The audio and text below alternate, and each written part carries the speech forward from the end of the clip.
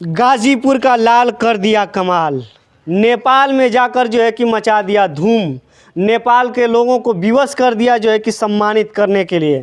आज हमारे साथ हैं जो है कि अरविंद कुमार यादव जी। देखिए अरविंद कुमार यादव जी हैं और ये गाजीपुर ज़िले का जो है कि नाम देश विदेशों में जो है कि आज रोशन करके आए हैं। और हमारे साथ हैं डॉक्टर साहब जो कि इनको जो है कि सम्मानित आज किए हैं। सम्मानित किस पर्पज से किए हैं और क्यों जो है कि नेपाल के लोगों को विवश कर दिया इन्होंने जो है कि सम्मान देने के लिए इनको। और यहाँ से गाजीपुर यानी जखनिया विधानसभा से उठकर और जाकर नेपाल में इन्होंने सम्मान लिया और उनको देना पड़ा। कैसे देना पड़ा, किस सम्मान से ये नवाजे गए उसको भी बताया जाएगा। तो सबसे पहले हम डॉक्टर साहब से बात करेंगे, उसके बाद जो है कि कितना मेहनत किए हैं इस सम्मान को पाने के लिए और क्यों विवश हो गए लोग जो है कि सम्मान देने के लिए, यह भी जानेंगे। जी सबसे पहले आपका स्वागत है। जी नमस्कार, मैं डॉक्टर चंदन तो जखनिया से।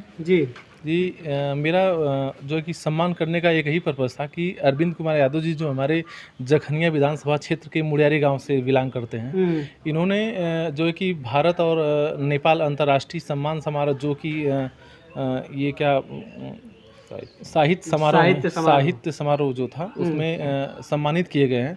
उसके मतलब खुशी में, हमारे क्षेत्र में जो खुशी है उस खुशी को हम लोग जाहिर किए हुए हैं। अच्छा। तो हमने इनको जो है कि सम्मानित किया और हमारे क्षेत्र के सभी लोग सम्मानित किए और हमारे लिए, हमारे गाजीपुर के लिए गौरव की बात है। जी सर, मैं अरविंद कुमार यादव, मूलतः मैं जखनिया मुड़ियारी ग्राम सभा का निवासी हूँ। मुझे नेपाल भारत अंतर्राष्ट्रीय साहित्य महोत्सव में आमंत्रित किया गया था।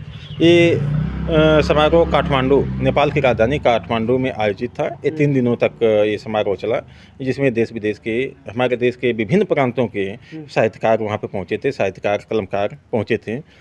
लोगों ने अपनी अपनी बातों को रखा। उसमें मैंने भी अपनी बातों को, मैं लहुरी काशी के नाम से अपनी बातों को रखा। लहुरी काशी के नाम से जाने जाने वाले गाजीपुर जनपद से मैं बिलोंग करता हूँ। इन बातों को मैं अपने पर्यावरण को साहित्य से जोड़ने की मैं अपनी बात को रखा और सहृदय लोगों ने स्वीकार किया। पर्यावरण में क्या था? पर्यावरण की स्थिति ये है कि आपको पता होगा, सर्वविदित है कि पिछले साल जब कोरोना की सेकेंड फेज आई थी, ऑक्सीजन की कमी से लाखों लोगों को अपनी जान से गंवाना पड़ा, हाथ धोना पड़ा था। जी। मैं ये चाहता हूँ कि हर व्यक्ति किसी न किसी इवेंट पर, जैसे बर्थडे आता है, हज़ारों रुपये खर्च करते हैं।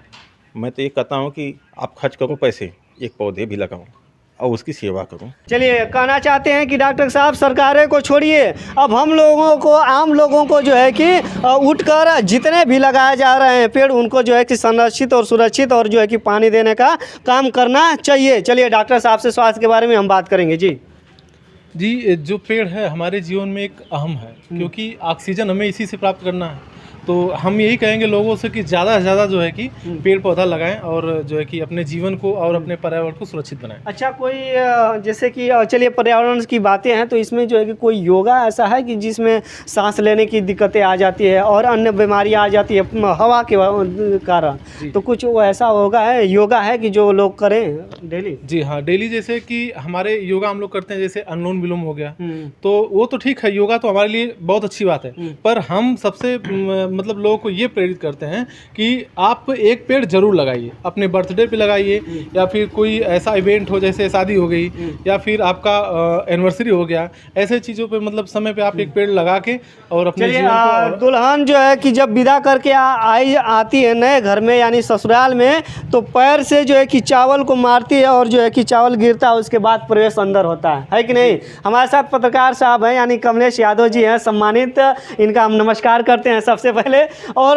कहना चाहते हैं कि जब लात से जब चावल मारती हैं जो दुल्हन, उसके बाद प्रवेश किया जाता है, तो उसी समय क्यों ना जो है कि दूल्हा और दुल्हन एक जो है कि अपने प्यार की निशानी यानी कि एक शादी की निशानी पेड़ लगाया जाए, है कि नहीं? जी बिल्कुल। जी, तो सबसे पहले आपसे जानेंगे पर्यावरण के बारे में क्या कहना चाहेंगे? देखिए, मेरा नाम कमलेश यादव है जी, और मैं अपाई कलमकारों में से एक कलमकार हूँ। पर्यावरण देश के लिए बहुत बहुमूल्य चीज़ है, मुख्य चीज़ है, लगाना चाहिए। अगर बहुमूल्य चीज़ नहीं रहता तो आज के कई वर्षों पहले संजय गांधी जब हमारे यहाँ एक पद को पाए तो वह सारे रास्ताओं, रोडों पे पेड़ लगाने की एक मुहिम चलाए।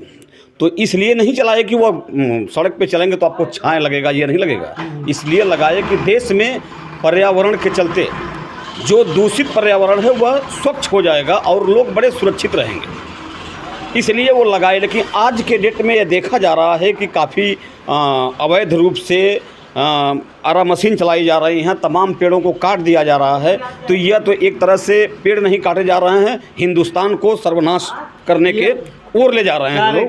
कारण जब भी एक पेड़ हम काटते हैं तो उसमें 5 पेड़ लगावें तो एक पेड़ को काट सकते हैं हम, तो कोई दिक्कत हमको नहीं आएगी। यह पेड़ लगाना बहुत ही ज़रूरी है। और अभी आपने एक शब्द किया, सवाल किया है डॉक्टर साहब से कि कोई योगा ऐसा है जो पर्यावरण या हमारे मतलब जो भी है ऑक्सीजन को, हाँ, वो स्वच्छ रह सके, ऑक्सीजन को लेवल दे सकता है। नहीं, ऐसा कोई योगा नहीं है। जब तक हमारे यहाँ ऑक्सीजन नहीं रहेगी तो सारी व्यवस्था आप कर लेंगे, सारी दवाएं कर लेंगे, सारी डॉक्टरी कर लेंगे, वह कोई कार्य नहीं आएगी जब तक कि अब पेड़ों द्वारा ऑक्सीजन हमको न मिले। एक मुहिम हम जो कि हम लोग चला रहे हैं, जितने भी लाशें हैं गंगा जी में जो कि जलाया जा रहा है, उससे प्रदूषण भी निकल रहा है और लकड़ियां भी नष्ट हो रही हैं, और जो है कि पेड़ को काट कर जो है कि लकड़ियां से उनका जो है कि पार्थिव शरीर जलाया जा रहा है। तो उसमें अब एक बिजली का प्रयोग किया जाए कि नहीं किया जाए, हर एक जगहों पे जो है कि व्यवस्था रहनी चाहिए कि नहीं रहनी चाहिए? बहुत उचित चीज़ है। अगर बिजली से 100 दाह किया जाए तो बहुत अच्छी चीज़ है। कितनी लकड़ियाँ बचेंगी और कितनी लकड़ियाँ बचेंगी, दूषित होने से हमारा यह समाज बचेगा, बहुत सारी व्यवस्थाएं इससे मेंटेन हो सकती हैं। मैं एक बात कहना चाहूँगा कि जो आप शादी समारोह की बात की हैं, तो मैं एक मुहिम चलाया हूँ आज से 3 साल पहले से।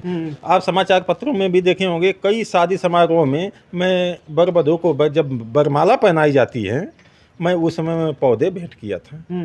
इस चर्चा का विषय बना था हमारे जनपद में। और इसके साथ साथ हमारे जो संगठन है, अब श्राद्ध में भी योजना बना रही है कि जिस आदमी की जिस दिन श्राद्ध होगी उसमें भी उसके नाम पर एक पौधे लगाया जाएगा और उसकी जीवन पर्यंत उसकी सेवा की जाएगी।